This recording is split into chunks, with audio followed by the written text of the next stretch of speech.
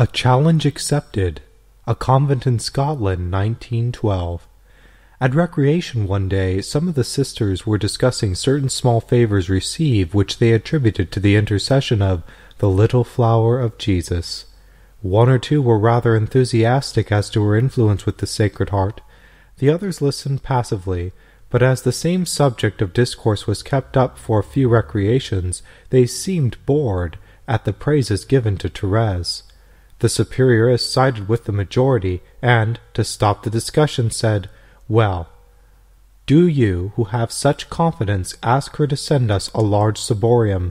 The 2 small ones we have are quite insufficient for our large number of daily communicants. Then we shall see whether she is a saint or not." So it was agreed that the clients of the Little Flower, sisters, and children should make a novena of communions for that intention. The novena finished, but no ciborium appeared, and great was the triumph of the opposition party. Some did not hesitate to say, "You see, she is not a saint." Good enough, of course, but somewhat too self-conscious. After all, what extraordinary things did she do for God? Her supporters still maintained that she was a saint, and felt convinced Thérèse would send a large ciborium for the children, as they were now all daily communicants. They immediately began another novena with increased earnestness, asking her to obtain from the Sacred Heart a speedy answer. During the second novena, our collecting sisters were staying for a few days at the house of a pious gentleman who usually gave them hospitality. One evening, while conversing in presence of their host, the Holy Father's decree on daily communion was discussed. The sisters spoke of the large number of our children who were daily communicants.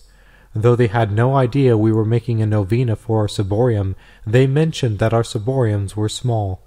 They spoke also of our anxiety when watching our poor old priest trying to ascend the altar steps.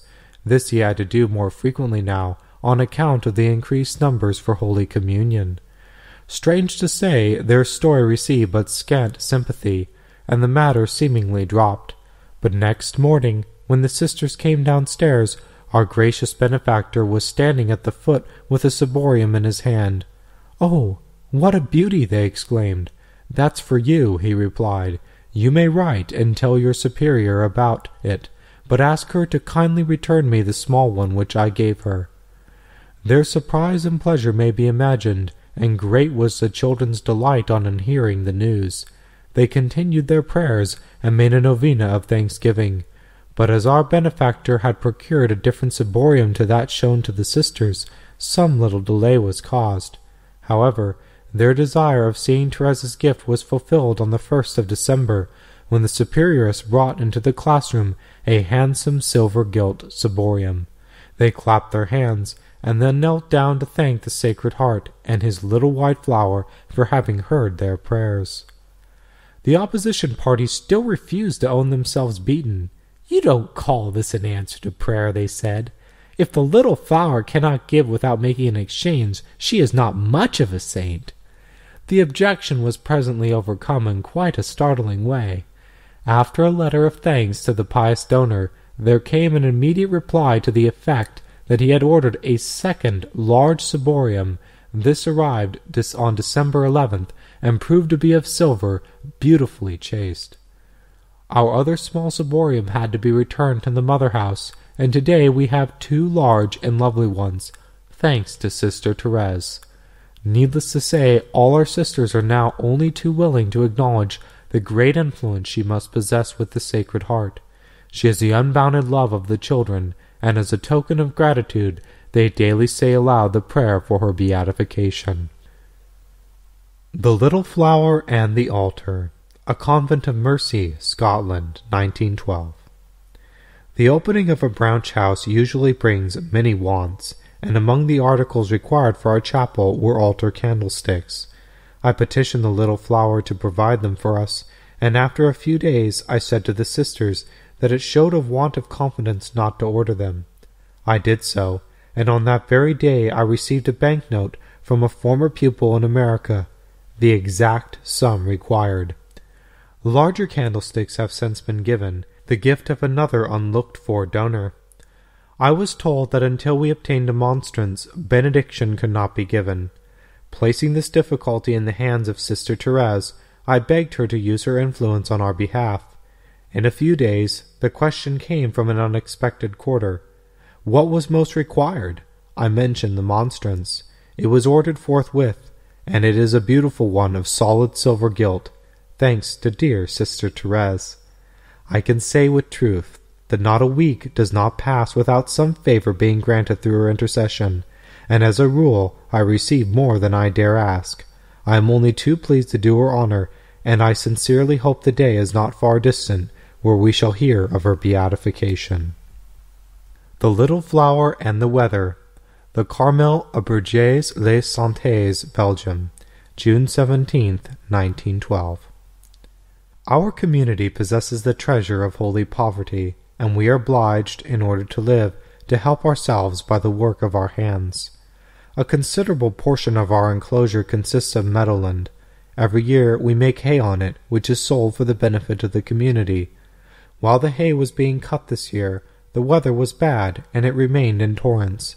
It was still raining when the time came for us to stack it, and one of our youngest sisters said to me, "Mother, will you give me leave to put a picture of Sister Thérèse in the field, and beg her to give us some sun at once?"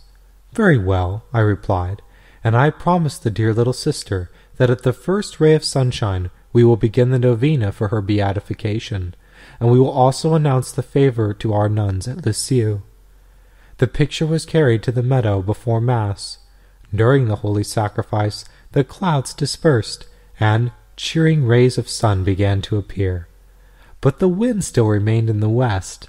Then the sister who had put the picture in the field said to our little saint, "If it is you who are giving us this fine weather, make the wind change."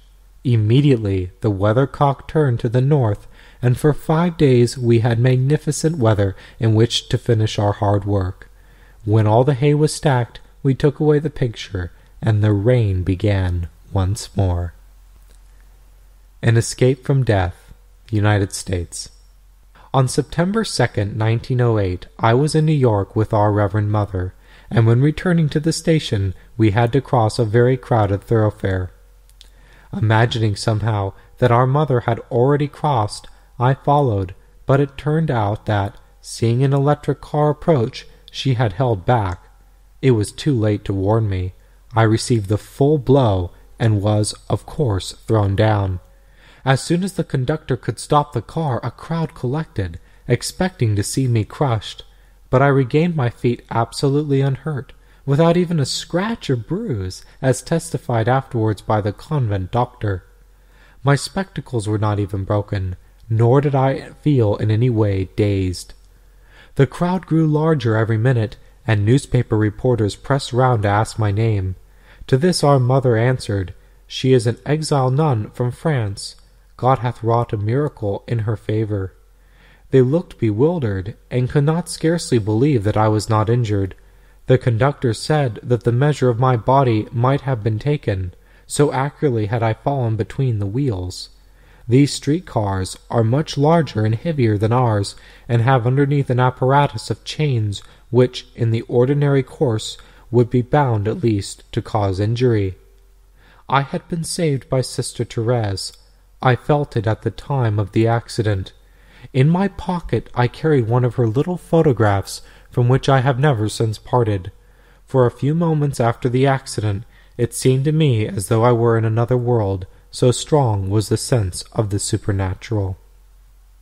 An accident averted. Darkley, near Dublin, Ireland, December 31st, 1911. An old man aged 72 has for a long while had a special devotion to the Little Flower. He can neither read nor write, but his wife read him the life of Sister Thérèse, and he has always a picture of her with him.